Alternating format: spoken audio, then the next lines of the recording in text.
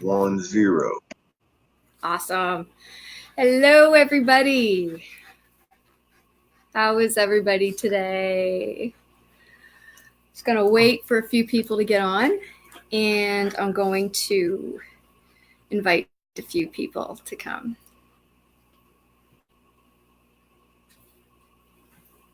So, how is everybody today?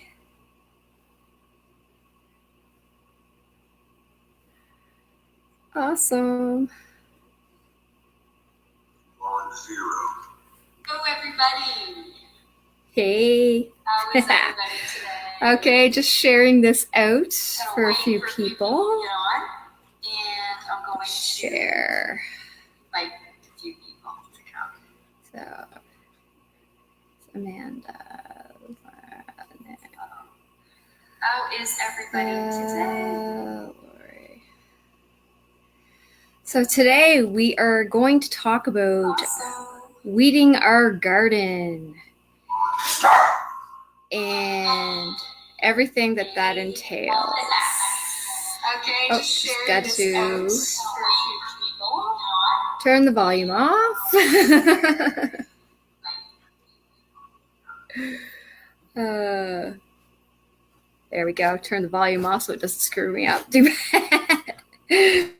Yeah, that Monica, that's the echo. I had my phone going in the background, so sorry about that. Okay. I think just gonna invite a few more people here. And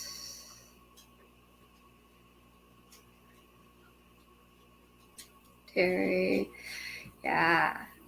So today we are going to be talking about weeding our garden and what that looks like and the awesome things that can happen when we weed our garden, when we know what we're looking for and how to go about doing that. So yeah, it's gonna be awesome. Okay. All right. I think that is shared out enough now. So how is everybody today? Oh, goodness. I don't know if you caught earlier, I was out with my friend Laura and we went to Butterfly World, which is an amazing, amazing place where across from the Magnetic Hill Zoo, they've got go-karts and little fishing ponds and bumper boats and things like that. And a little treasure in there that not many people were aware of is Butterfly World. And it's really, really, really cool. You go in and it's like this lush indoor garden. And they have little orange slices around everywhere so that people can pick up the orange slices and you can walk around and the butterflies literally come and land on you and on your orange and you just carry them around. I think we had like up to five butterflies on Laura and I today while we were there. It was so cool, like right up close in their face so you could see all their details. And then around on the side, I was able to show where the cocoons are. And I forget how many species of butterflies they do have there, but there you can see all the different types of cocoons. And they were all at different levels of development. And still some butterflies who were still breaking out of their cocoon. And what's so interesting and really, really can be such a metaphor here is if you try to help a butterfly get out of his cocoon, you will actually hurt the butterfly instead of like where your intention is to help him. The butterfly has to break out of his cocoon without help. And the reason is he's strengthening his wings and he has to learn to dry them himself. And, he's using the muscles, letting them dry. And when he's ready, then he takes off. But if someone were to help the butterfly and, assist with taking the cocoon off, the butterfly would suffer and he would never be able to fly. His wings would never be strong enough, and he would probably die. So how interesting a metaphor that can be to us, right? Like, it's all inside. It's all about us. We don't look outside of ourselves to where we all need assistance, and we can go to people to get assistance, but it's our job to follow that assistance and that guidance to do the work on ourselves so that we are strong enough to fly on our own without help. And it was just such a beautiful, amazing time. And I really hope you get to check out the video. It's on the Soulogy channel if you'd like to see it. It's probably around, I believe it was around 3:00 Atlantic time, so about 2:00 Eastern time if you're looking at the timeline on it to see where it is. So today, and I'm finding some incredible synchronicities coming up with this message too. I prepared this message for you guys on Sunday, and Amanda Lawrence was on the other day, and she was in her garden and she was showing the weeds around the blackberries, and and I was just in awe because it was like, oh my goodness, like the messages are just so in sync, and I just find that so cool. So I was looking at what on a regular basis, when I get up in the morning, the first thing I do is, you meditate and get your coffee, look after the dogs, get things together. And one of the first things I usually do is I go outside and I pick some weeds out of my garden. So we've got beans, we've got blueberries galore, zucchini, peas, like all kinds of different vegetables out in the garden.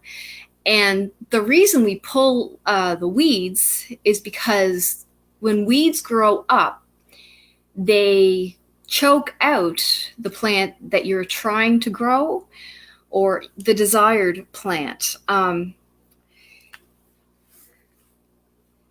we all get to decide what we want to grow in our garden. And we can also look at our life like a garden. And what kind of fruit are you growing in your garden? And when I talk about our inner garden, I'm looking at our heart, right? The fruit coming from us, good fruit, is based on love. Versus bitterness, that's usually out of fear, right? So what weeds do we have that are coming into our garden, choking out the desired fruit? And what is corrupting the soil or keeping the desired fruit from flourishing, ripening, and getting ready to pick, right? So we're going to talk about what weeds are and when they appear, where they appear, why they appear, and how to get what you want to grow, and ways of plucking out the weed at the root so that you're not just cutting it off and allowing it to grow back. You're actually pulling the weed from the root of the soil in your heart. So here we go. All gardens have weeds. They are neither good nor bad. It is all about what your desire is for your garden and your perception. And one way we can look at that as an example would be dandelion. They are a beautiful yellow flower. They attract butterflies and bumblebees. They're really, really, really good for the bumblebee population. We need the bumblebees to pollinate our vegetables and their fruit and different things for us. So while they are considered a weed because they can choke out the grass, they also have the ability to be very beautiful. And dandelion greens, when ingested, are very healthy.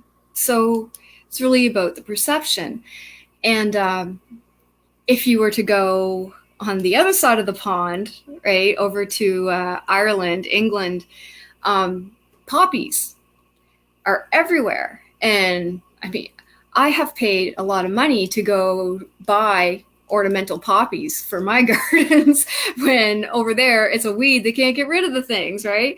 So it's really all about your perception on what the weed is and how it appears, right? So, you know, I think poppies are a beautiful flower that I purchased to have planted in my garden. And other people, they just can't get rid of them because it's a weed. So, again, perception. Like buttercups are beautiful. Again, they're a weed. Forget-me-nots, you know, those beautiful blue flowers that can cover a field. That's actually a weed, as beautiful as it is. So, not, you know, weeds that choke things out, they don't always look like the worst thing in the world. Some of them are very attractive and very pretty, but we have to look at the desired result of what you want for your garden, because that is where things come in. Like forget-me-nots, I've had a ton of them in my backyard, and they are beautiful. You get like a blue carpet over the garden. But if I leave the forget-me-nots out there, then there's no room for anything else to grow and flourish because it chokes everything else out. You know what I mean? Like nothing else can grow. Like they will overtake the space and rob the soil of its nutrients that I want to go into my food, because I'm not eating the forget-me-nots. So that's why I need to pull that weed out. And this weed in particular is a tuber. So if you have some here, you're going to have it everywhere. You need to pluck it out by the root and keep going. You can't just, you know, cut it off and hope it'll stop growing. No, you really need to get to the roots of this thing, because it just weaves tunnels in through the dirt to come up in other areas. And we'll get to that in a bit. So identifying which weeds are wanted versus which weeds are unwanted depends on you and the fruit that you're trying to cultivate, right? And we all have a garden within, right? It grows in the soil of our heart. You want fertile soil that will nourish and enrich the quality of your fruit. So what is fertile soil? You want your soil to be a vibrational match to the fruit that you're desiring to grow. Okay? So, do you want a sweet, delicious fruit that is yummy and satisfying and nourishing? Or do you have bitter fruit, right? And the soil can be sour and corrupted by certain weeds and the different fertilizers and stuff that we put in there. You know, the acid alkaline levels can be off and different too, right? And so, again, this all kind of comes to as above, so below, right? So we're using this garden of our heart as a metaphor with the garden outside, because you can see the garden outside and you can understand how the weeds are affecting the plants and the fruit that you want. When you taste a fruit and it doesn't taste very good, well, okay, what was wrong with your soil? You know, was it not sweet enough, right? Did you need more lime in your soil? Did you not have the right kind of fertilizer? There could be a million reasons your soil isn't good. But when it pertains to the soil of the heart, that's when we need to dig to find out what it is causing the imbalance in the emotions that you're feeling that is causing your fruit to be either bitter or sweet or sour or the undesired result, if you know what I mean. So you have a garden, and whether you like it or not, something is going to grow. We are all creators. We all create our own experience. We can't not create. It's who we are. We are creators. So we all have our garden, and we are all growing something, whether we intend to grow or not. It is happening. So if you want to grow cactus or cacti, you need to match the soil to the frequency of the cactus, right? So, you know, if you go to the garden center, you want to buy or to have like a cactus garden or something, right? You have to have a particular type of soil in order for the cactus to thrive and exist and be happy in an environment that allows it to thrive, okay? Same thing like African violets. There's African violet mix that you can get for those particular plants. If you want succulents, there are succulent blends. So we need to prepare our soil, which is our heart, right? Represents our heart, yeah. The seeds that will take root and thrive and grow will depend on the type of soil we have planted in our heart. So if we are desiring to grow love, you need to make sure that the soil of your heart is and will be of an optimal growth medium for loving things.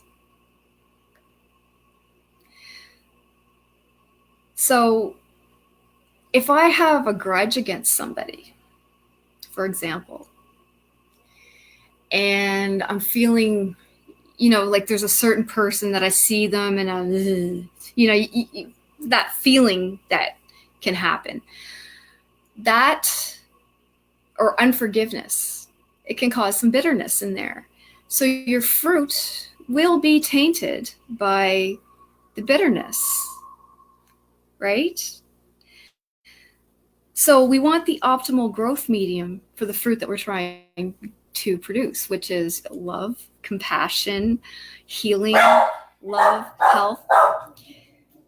Barking dogs. Sasha, come here. Come here, honey. Here. No. You're not going to bark. You just stay there. Hi. Here, come here. Here, just lay down.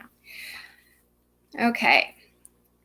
So, to prepare the soil of our hearts, we can do this by opening our hearts to receiving love that can be found through our fellow light workers, right? We're all here to raise the vibration of the planet and the frequencies for everybody, right? There's so many people waking up. You know, these people can assist you to learn and grow. And as we are open and grateful towards receiving these gifts, they will transform us and our lives in the highest and best ways. Light workers are people who give selflessly of themselves, never asking for anything in return, just sharing the love and light with those around them in an effort to spread that vibration throughout the world, knowing that it will do what it's supposed to do and bring us to the place where we want to be. So, the fertility of our soil, the soil of your heart. So, let's say you are in the process of growing a meditation practice. So with the intent of growth and expansion of any kind, you're feeling happy and excited about it. And then you see that somebody else already has something that you are trying, that you want to cultivate. How does that make you feel? You know, the things that you're trying to grow in your garden, you see it growing in somebody else's garden. Does it make you feel jealous? Or are you feeling envious about that? Um, are you happy for them? Bit of both? Because it's possible to be happy for them and a little bit envious at the same time. It is possible for that. And it doesn't make you a bad person. It just means that you have a weed growing that needs to be plucked from the root. Making sense? So this weed appears and it has the potential of choking out what you desire with thoughts that are repressing your desired growth. Jealousy, envy, feelings of not being good enough. Those are lower vibration thoughts, right? Not what we want to have in our garden, knowing that it will pollute and restrict the growth of the rest of the garden. So we want to pull that weed because these are a classic example of things that do not serve us, right? They are part of us. Don't ignore it. Find it, because we can always pull it, right? I was given permission to share a story, which I will in just a moment here. I'm just making sure I got my notes. So the weed is not serving you because it's choking out your desired fruit and your desired growth. It's not serving you because it will choke out that which you desire to grow. If we don't remove this weed by the root, it will continue to grow and spread, eventually choking out what is desired. So this is the story I was given permission to share with you. Had a client who she was doing fantastic and things were expanding in her life, and she was really beginning to find her way, her life's purpose, discovering newfound passions, and she was really, really thriving and doing great. And then one day she came to me because she was feeling stuck, right? And we all know what that feeling, or some of us know what that feeling can be. So she was feeling stuck. So we dove deep and we discovered that she was finding herself in the state, like I was talking about earlier, like envy and jealousy.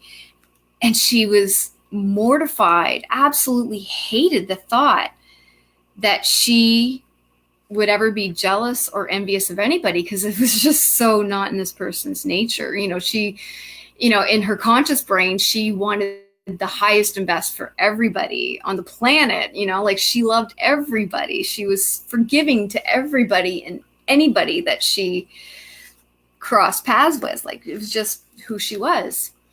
So it took a lot for her to really hone in on this weed to find out that it was even there in the first place, because it was really hard for her to admit that she was feeling envious of other people. Consciously, she would never choose to feel that way, nor would she wish anything less than the highest outcome for anyone. So that weed had begun to grow. And we needed to find out when that weed was planted, or when that became in her heart and started to grow. And the seeds, like there's a lot of seeds and different weeds that can remain dormant for years. And then one day they just decide, oh, I think I'll grow today, right? The proper, just like a garden, you get the right amount of sunlight, the right kind of fertilizer, the right amount of rain and conditions, and certain things will start to grow. The same thing will happen for certain weed seeds, right? So these seeds have been laying dormant for years, but then all of a sudden the conditions make its optimal time for it to flourish, right? So that's what happens there. So in order to get this weed at the root and keep it from growing back, we need to find the root so that we could pull the root of the weed so that it didn't keep growing back on her anymore. So she was able to finally pull it out, see it for what it was, recognize it, toss it, and never have to feel envious or jealousy towards anybody ever again. So how we did that, cut it, did it grow beneath, triggers, show weed growth. We needed to pluck the root. Okay. So what we started with was identifying the feeling of the weed. Okay. So we were recognizing it was manifesting as a feeling of enviousness and a feeling of jealousy. Okay. So you really need to investigate the feelings, right? It's not about the thinking. It's about when the first time you felt that feeling and what was happening and what was going on, in order for us to be able to find the root of the problem and when that seed initially was sown into that soil. So investigate the feelings without fear, and remember the first time you remember feeling that particular feeling. So in this person's case, she was able to look back and see where there were times that life appeared to be unfair. She had struggled with a lot of things in her life and just, saw other people thriving and surviving and doing great. And she felt that she was just barely hanging on by the skin of her teeth, right? So we continue digging. Okay, why did you feel that way? Like breaking it down even further. So you saw so-and-so doing well, and that made you feel what? Jealous, but follow the feeling. When was the first time you remember feeling that way? The very, very, very first time, right? And for this person, she was a child, which a lot of the times most of our weeds are sown when we're children, because that's our most receptive time, and that's when all the crap can fly in, and these seeds that are blowing around, they land in our heart, and then when the optimal triggers come up, that weed can grow, right? So we're going to pull it. So the weed was created when she was a child. And what we discovered was that she was always the last one picked to be on a team when she was in elementary school, right? She was always feeling like the third wheel. She never felt as though she belonged anywhere, always feeling rejected because others were perceived as more desired than she. So this feeling of rejection was the first weed that was planted, leading to a weed of rejection, sowing weeds of unworthiness. And these feelings of unworthiness started to taint the soil, allowing resentment, regret, and grudges to form, right? So where initially we just had that one little thing happen, it was because she didn't get picked on a team for volleyball or dodgeball, I think it was.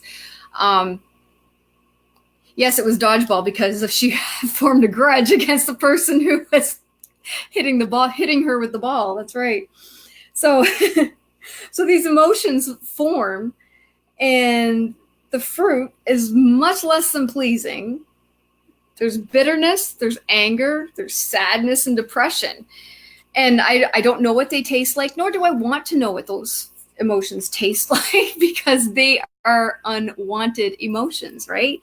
So we went back to specific events, that times when this happened. So for example, she remembered being the last person picked on a team for dodgeball. Yeah. Leaving her feeling rejected. Then during the game, the opposing team regularly tried to hit her, knowing that she was a good target. So she believed she was a target for people. So in her mind, people were always out to get her, right? Another weed popping up. And this created resentment towards certain people, forming grudges and regrets. In this case, the weeds are something referred to as the 3 R's in theta. This is what we call regret, rejection, and resentment. Okay. And a lot of times, if you find yourself stuck, there are feelings of resentment, regret, and rejection. Those three together form grudges that pollute the soil in your heart. So, what do we do? Using theta, we pull these weeds from the root and replace with the positive opposite. Okay? So, for example, if somebody has felt rejection by another person, by a society, by a religious group, by the workplace, or in school, we want to pull that rejection, that feeling of being rejected, and we want to replace it with a feeling of being accepted. And we can download believing that it's possible for you to be accepted and know how it feels to be accepted. Because if you're coming from a place of rejection, chances are you don't know what feeling accepted feels like. And you want to be able to vibrate at the frequency of what you desire so that you can manifest it and it materialize for you. So in order to do that, we need to put that program into you so that your body will vibrate at the desired result that you want, right? Same thing with resentments. We release resentments from the body and we replace the belief and the feeling of living without resentment, knowing that it's possible to live without resentment, that it's safe for you to live without resentment. Because a lot of times people will hold on to resentment thinking that it keeps them safe because they're not allowing the person that they perceived hurt them to, they think they're keeping themselves safe by keeping that person at an arm's length, by resenting them, right? And really the opposite is true, believe it or not, right? When you let go of the resentment, I've even seen people lose weight when they've let go of resentments and grudges and stuff. It's really, really quite phenomenal. Like, I say it again, when you don't forgive people, it's like drinking poison and expecting the other person to get hurt. It's not, it doesn't work that way. If you drink poison, chances are you gonna get sick, not somebody else. Consequences of your actions, right? So we need to pull grudges and replace with unconditional love, right? So that's my take on the weeding situation, right? And every morning when I get out, I go outside and I weed my garden, right? Because I want good fruit. And we can look at that on a personal level of weeding our own gardens because we want to grow the good fruits, right? This fruit of love, sweetness, compassion, honesty, truth, faith, peace, all the good, juicy things that we desire in life, right? That's where the joy is. That's satisfaction. Because our goal every day should be to be completely satisfied and eager for more. Not in a place of lack or a feeling of wanting. An eagerness is okay, because that means you're still excited with what you already have. And that's a good soil. That's an excellent fertilizer to bring you more things of what you desire. So you keep that and lose the resentment. And I'm going to show you how. And if you find you're having thoughts of resentment, envy, or there could be a million reasons why you resent somebody. It all has to do with the first time you notice the feeling that is actually causing you to feel the resentment in the first place, right? And usually it's a feeling of a rejection of some kind, and forming resentments and grudges, which serve nobody, right? So I would like you all to think for yourselves.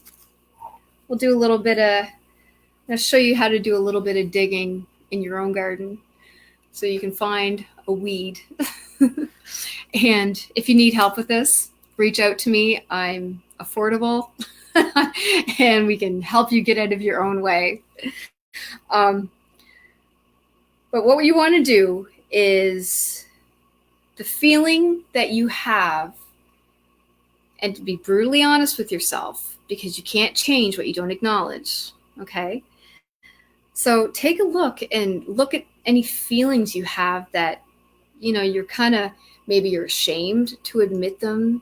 Maybe you feel guilty admitting them because you don't, and you want to be kind. You don't want to be anything but kind, so you're kind of burying these feelings, hoping that they'll go away, but that doesn't work. You can't bury them. That just becomes a deeper weed. The roots get bigger. You don't see the weed until the next time the trigger comes along, and it manifests as an even bigger weed with more branches and more, chokes out more fruit. It's even bigger, right? So what I'd like you to do is identify a feeling, okay? Let's think of a time you felt rejected, okay? So let's say you're experiencing that feeling in your life now. I want you to go back and think of when the first time was you felt that particular feeling, and what was happening when you felt that particular feeling. Chances are it's when you were very young, because a lot of our beliefs and weeds were planted between birth and the age of 7 years old. So chances are it's a school thing. So when's the first time you remember feeling rejected? Okay? And I want you to think about that right now. Don't hide from it, okay? Because we're going to clear it. So you felt rejected by this person. Maybe they bullied you. It created some sort of resentment and grudges. So with your permission, the situation that you have brought to your mind, can we pull the feeling of rejection from your cells? You have cell receptors that are in your body that tell you, like, I'm craving this, I'm craving that. It doesn't make sense. It's your subconscious. It's just designed to keep you safe. So we're just going to admit it. There's nothing to be afraid of. We're changing this right now, okay? So think back to that time you felt rejected, the very first time. And we're going to pull those cell receptors. We're going to pull that feeling of rejection and send that to the light. And we're going to download and replace it with feelings of acceptance. And if you would like to have that download, simply say yes now and you will receive it. And this is straight. This is good for all timelines. So if you're catching this in the replay, you're totally available. You can get this healing too, or you just have to say yes, and the energy is still there. So if you would like to remove the feeling of rejection, we'll pull it, send it to the light, and replace it with feelings of acceptance and a belief that it is possible for you to be accepted, knowing it is safe for you to be accepted. Nothing bad will happen when you feel accepted, and that it is possible for you to feel accepted and to give you the feeling of being accepted in the highest and best way. And if you'd like all of that, say yes now, and we'll give you that download.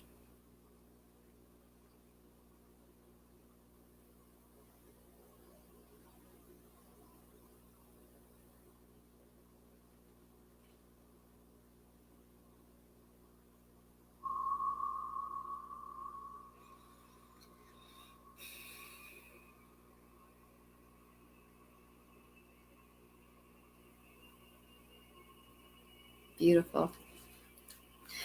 Okay. And now regrets. So there may be some regrets that you've been hanging on to, like you wish you had acted a different way, or you wish you had responded a different way, or if I could go back, I would do this different or that different.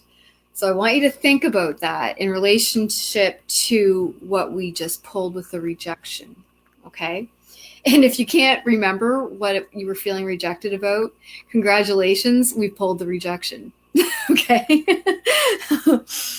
So the regrets that you had around that, let's bring those to mind. Like, maybe you wish you had stood up for yourself, so you weren't feeling empowered, or whatever the case may be. But we're going to, with your permission, asking permission to pull the regrets that you have on that situation, and we will replace it with a feeling of being free of regrets and a belief that it is possible for you to live without regrets. It is possible for you to feel free of regrets, and how to feel. Oh, yeah. That you know how to feel without regretting, okay? You can look back at that situation without having regrets about whatever it is that you went through, okay? And that is possible. Creator's wisdom, perspective, definition of why you're feeling the regret, and understanding that you did the best you could at the time with what you knew, and forgiving yourself, and you know how to move on. So if you would like all of that, so it would be Creator's forgiveness, wisdom, perspective for your part in the regrets, and knowing that it is possible for you to be free from regret, and how to live your life and what that looks like for you, living without regret, say yes now, and we'll give you that as a download.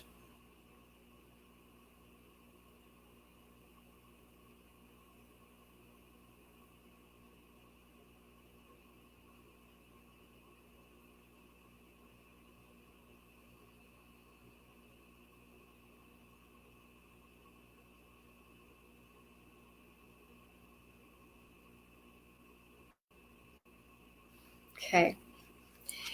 And then we're going to release the resentment. Okay.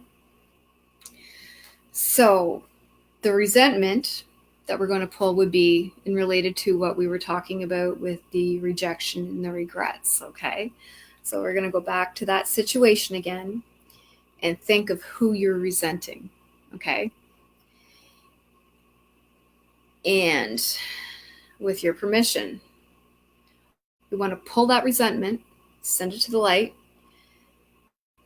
releasing the resentment to the light, and we'll replace it with the belief that you live without resentments, that it is possible to let go of resentments. We'll give you the feeling of what it is and how it feels to live without resentment. Knowing it's possible to live without resentment. It is time to start living without resentments, and freedom from feeling resentments. And if you would like to let go, pull that resentment out now and replace it with living without resentment towards anybody. Say yes, and we'll give you that download now too.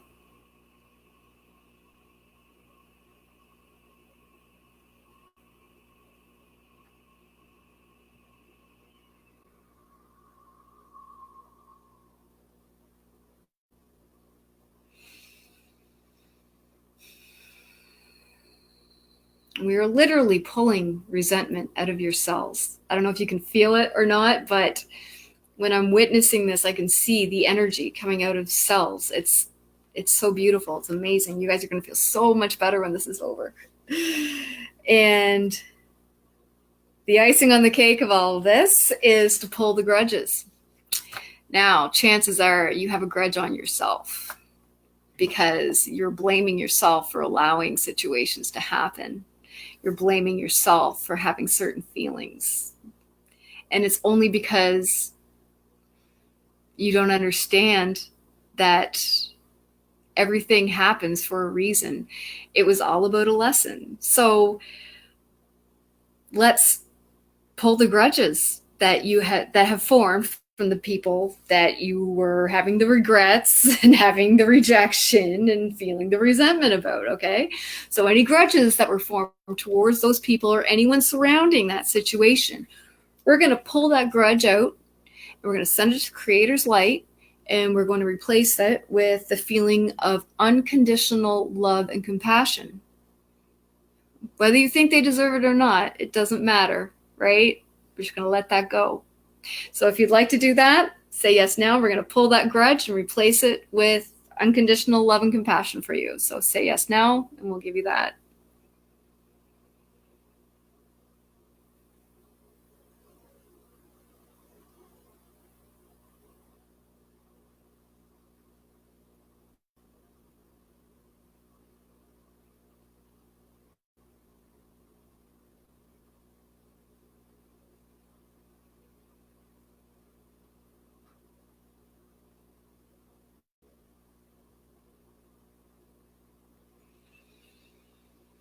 And removing any and all resistance, clearing any vows, oaths, contract, karmic ties, releasing you from the vows, oaths, commitments. Cut the cords and setting you free. And we will integrate all the work we just done, which is kind of like a way of tying up the loose ends. So we'll integrate all of that. You just get your permission for that. We integrate throughout all timelines, past and future, within and throughout all that is, in all timelines and all languages too, in the highest and best way, with ultimate joy and ease.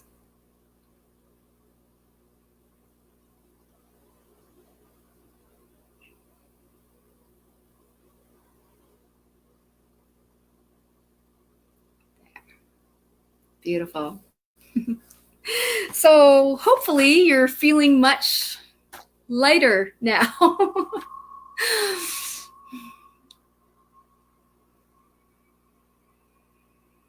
How is everybody feeling after that? And the interesting part with this was the particular client that I'm referring to, she actually lost 10 pounds within like 2 weeks after we cleared these resentments and grudges. It was really quite amazing. She'd always had swollen ankles and stuff, and it was just her body was, it's like literally your cells hang on to all this junk that we don't want. We don't need this. It's not serving us in any way, shape, or form. And I know it's like there's so many of us, we're like, I want to let it go. I want to let it go. I just don't know how to let it go. This is how we let it go. Okay, we find the root, we dig deep, and then we pull it. And I'm willing to bet that if you followed this process and you were honest with yourself, you're feeling a lot better right now. You are probably feeling lighter, maybe even giggling, right? So it's a really, really powerful way to get things that don't serve you out of your life, right? And this is just one layer of an onion because we all have so many layers. And we don't stop growing just because we fix something, right? It's a never ending process. We're like onions, we have layers. Not to sound like Shrek, but it's true. We do have layers, right? Because on Lotus, as soon as one thing gets cleared, well, it just makes space for something else to show up, which is okay because then I can dig on that and clear that too, right? So it's kind of a process. It's like, rinse, repeat. And that is how you can get into your best life and how you can make sure you feel good and are always focusing on the things that will bring you joy, that will activate your law of attraction in the highest and best way for you to bring you your desires and to help you thrive in life, right? Because that's what we all want to do. We all want to thrive. We all want to be joyful. We all want to be happy. And we don't need to put conditions on our happiness and the joy we feel, right? We can just choose to feel a certain way. It's as simple as that. And I know for people who are struggling, like if you're somebody who deals with chronic pain, I completely understand that. I've had multiple sclerosis since I was 13 years old. I understand what it feels like to live with chronic pain, but I also understand how to focus on things that make me happy and how to stop focusing on the things that aren't serving me. It is totally possible. It is totally doable. That's why I wrote a book on it. Okay. It is called Been There, Done That, Wrote This, A Personal Journey Through Chronic Illness, Bullies, and Spirituality. And it's available on Amazon. I will put a link to it in the links here for the show. And I really hope you enjoy the book if you want to purchase it. But this is what the book is pretty much about finding the limiting beliefs in my life and how different things came up and how I dealt with them. And, moving from a state of victimhood to victorious over my life, right? Because I get to choose how I feel, right? I get to choose how I feel. My emotions, my thoughts, my feelings, and behaviors, those are mine. No one can take those away from me. And it doesn't matter what I'm going through, I can still choose to be happy, regardless of what is going on around me. And I've done it. Okay. I know it's possible. And I know anything is possible nowadays. It's just, life is just so fascinating. Like these energies that are going on, I'm just so excited because people are waking up and there's going to be another wave real soon of a whole bunch of people. So they're going to need our light. So weed your garden so your light can shine because people are going to be looking for it. And we're going to need to be there to help these people who are just learning to be where we've just come from, right? Like, I mean, I don't know about you, but these last couple of years has just been like, poof, like infinite amount of growth and awesome opportunities happening. Then there were times when, these energies come in and they literally kick your butt, like different dis-ease will come up, different aches and pains as your body literally comes into alignment, having, ribs going in and out of place and stuff, right? So it's quite a journey. And we need to be there for these people who are going to be going through this journey and let them know they're not crazy, right? It's okay. Own your crazy. I know my family thinks I'm crazy.